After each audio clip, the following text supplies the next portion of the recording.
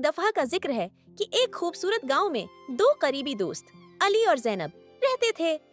अली एक ज़हीन और किताबी लड़का था जो हमेशा अपनी किताबों में गुम रहता, जबकि ज़ैनब एक शरारती और तजस्सुस से भरी लड़की थी जिसे महमजोई का बहुत शौक था।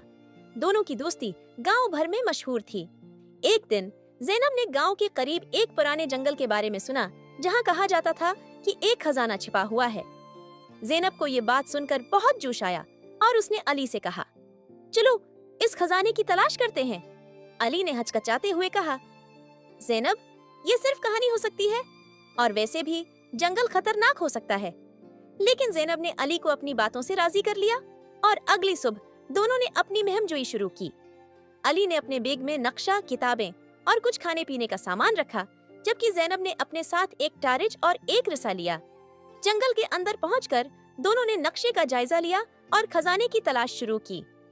रास्ते में उन्होंने बड़े दरख्त, रंग बिरंगे परिंदे और हैरत अंगेज जानदार देखे। कभी कभी ज़ैनब को खतरा मोल लेने में मजा आता, जबकि अली हमेशा एहतियात बरतता। आखिरकार एक गार के पास पहुंचकर दोनों को एक पुराना संदूक मिला।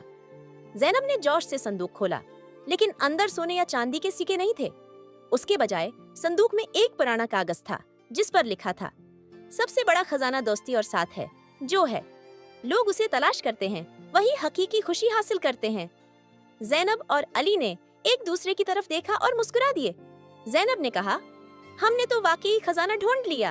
अली, ये हमारी दोस्ती है जो सबसे कीमती है। अली ने उस बात में सिर हिलाया और कहा, और ये महम हमारी यादों का हिस्सा बन गई। वापसी पर दोनों खुशी खुशी गांव लौटे और अपनी कहानी सबको सुनाई। ये कहानी है गांव के हर बच्चे के लिए एक सबक बन गई कि सच्ची दोस्ती किसी भी खजाने से ज्यादा कीमती होती है। दोस्ती और साथ जिंदगी के सबसे बड़े खजाने हैं और महमात हमेशा कामयाबी से ज्यादा यादों के लिए अहम होती हैं।